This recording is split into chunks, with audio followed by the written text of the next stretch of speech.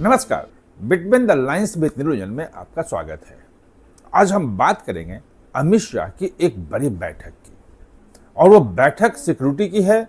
और उसमें ये जो कॉकरोच है ना, इनके जो पोस्टमार्टम की बात मैंने पिछली बार की थी, वो पूरी पोस्टमार्टम और पूरे कुनबे को कैसे खत्म किया जाए, इनको कैसे कर्टेल किया जाए। जो दिमागी नक्सली का जो खतरा सामने आ रहा है, जिसमें प्रधानमंत्री ने बताया था कि ये इनसे बच के रहना है, तो कैसे उनको खत्म किया जाए, नक्सलियों के खत्म करने के बाद अब दिमागी नक्सलियों को। इस पे एक बड़ी बैठक है। इस पूरे बैठक की 2 दिन की है। अब हम डिटेल में चर्चा करें कि उसमें क्या क्या होने वाला है। तो दरअसल इस बैठक का पूरा जो मीटिंग है, 2 दिन की कॉन्फ्रेंस है, इसको नाम दिया गया है। उस नाम से आप समझ जाएंगे कितना महत्वपूर्ण है ये। नेशनल जो है सिक्योरिटी स्ट्रेटजी कॉन्फ्रेंस, यह सिक्योरिटी के स्ट्रेटजी बनाने का है कि राष्ट्रीय सुरक्षा के लिए क्या रणनीति होनी चाहिए।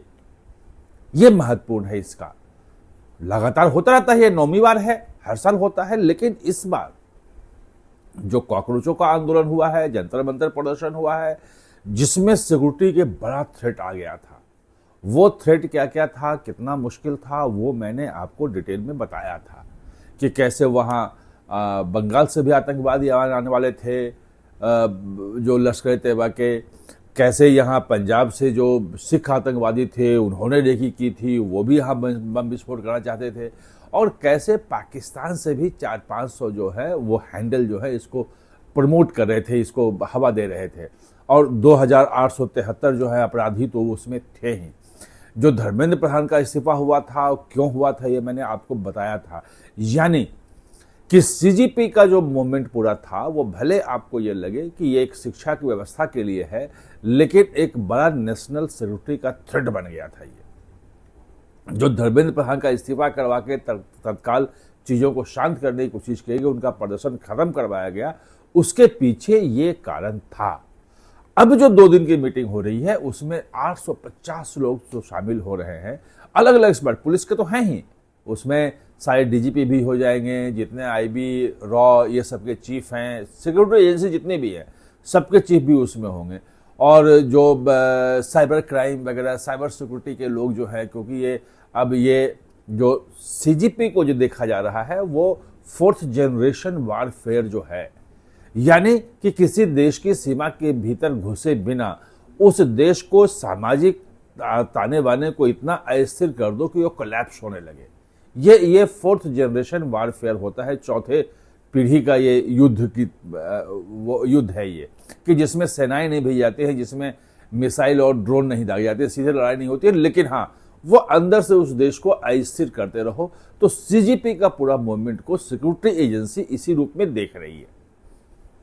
स्ट्रेटजी बननी है कि अगर ये ढंग का आंदोलन हुआ तो आगे कैसे किया जाए, और सीजीपी के जैसे और जो कई मूवमेंट खड़े करने की कोशिश की जा रही है, जिसमें E20 जनता पार्टी बन गई, कोई अब ये आरक्षण हटाओ आंदोलन के नाम से एक पूरा का पूरा आंदोलन चल पड़ गया। तो समाज के विभिन्न तबकों को इस ढंग से लड़ा दो, ऐसी चीजों को सामने खड़ा कर दो कि देश अंदर से आपस में सब लड़ते रहे और खत्म हो जाए। ये 4th जनरेशन वारफेयर का ये चीज है।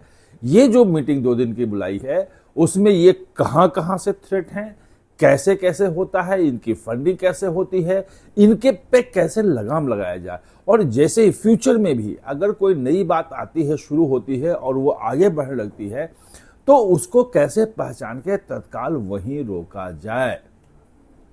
फंडिंग के पैटर्न बदल गए हैं।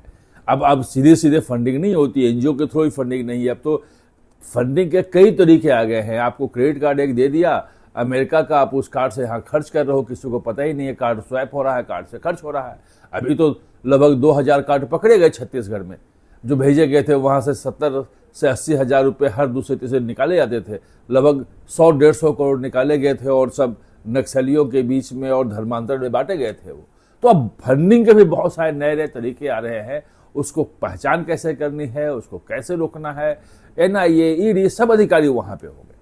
अमित शाह 2 दिन लगातार वहीं बैठने वाले हैं, और वहां बैठ के वो पूरा देखना है उनको कि क्या क्या चीजें हैं, क्या हो रही है, कैसे इसको करना है। एक जो कॉकरोचों के अलावा जो दिमागी नक्सल वाला जो बात की है, और दिमागी नक्सल का मतलब ये तो नक्सली का मतलब सीधा सा मतलब ये है कि वो इस देश की जो संसदीय प्रणाली है उसको उखाड़ फेंकना चाहते हैं और हिंसा के बदौलत पूरे देश के शासन व्यवस्था पर कब्जा करना चाहते हैं। नक्सली का सीधा सीधा मतलब ये आप समझ लो एक लाइन में। जो दिमागी नक्सली हैं वो भी इसी ढंग के कोई रास्ते देख रहे हैं कि कहीं से जेएनयू का प्रोटेस्ट हो जाए, कहीं से हिंसा हो जाए, कहीं से गोली चल जाए, अफरा तफरी का माहौल हो और वो जो है सत्ता में आ जाए। वो देश में शांति, विकास, ये सब चीजें वो दिमागी नक्सल के दिमाग में नहीं होता। उनके दिमाग में होता है कि चाहे हिंसा जितनी हो जाए, सत्ता हमारे पास रहे। और वो डिस्टेबलाइज करने के लिए, सत्ता को खोखला करने की लगातार कोशिश करते हैं, जैसे नक्सली करते थे, जैसे नक्सली हमले करते थे हमारे सुरक्षा बलों पे। ये जो दिमागी नक्सली हैं वो हमारे लोकतंत्र के ढांचे पे, अलग अलग पिलर्स पे लगातार हमला करते हैं। ये जो प्रॉब्लम जो बताई थी प्रधानमंत्री मोदी ने, इससे निपटने के लिए क्या उपाय है? ये दिमागी नक्सलियों पे इनका जो सोशल मीडिया का है, इनका जो इन्फ्लुएंस है, इसको कैसे कर्टेल किया जाए? क्योंकि इनके खिलाफ सीधे कुछ बोल दिया तो आप एफआईआर तो कर नहीं सकते, इनको जेल नहीं डाल सकते, इनका एनकाउंटर नहीं कर सकते। इनकी सोच नक्सली, लेकिन इनकी सोच को बदले में ना भी, अगर ये सोच नक्सली भले हो लेकिन बाकी लोगों को उस सोच से प्रभावित ना करें, बाकी लोगों का अपना इन्फेक्शन जो है दिमागी नक्सल वाला, वो दूसरे बच्चों को, बाकी लोगों को, यूथ को गुमराह ना करें। इसके लिए भी इस पे पूरे 2 दिन तक चर्चा होगी। जो आज तो शुरू हो रही है कॉन्फ्रेंस, शाम तक डिटेल हमारे पास आएगा कि क्या क्या उसमें हुआ है। जो कुछ भी उसमें फैसले होंगे, जो चर्चा होगी, वो हम आपको 2 दिन तक समय समय पर लेके आते रहेंगे। शायद आज रात देर तक, 9 बजे तक, 9:30 बजे तक चले कॉन्फ्रेंस में। मेरी कई लोगों से बातचीत हो रही थी तो उनका कहना था कि 9, 9:30 बजे तक भी जा सकता है वो रात में। तो हम कल सुबह आपको बताएंगे, रात में हमें पता चलेगा, हम कल सुबह लेके आएंगे कि उसमें क्या हो रहा है। आप हमारे साथ जुड़े, इसके लिए बहुत बहुत धन्यवाद।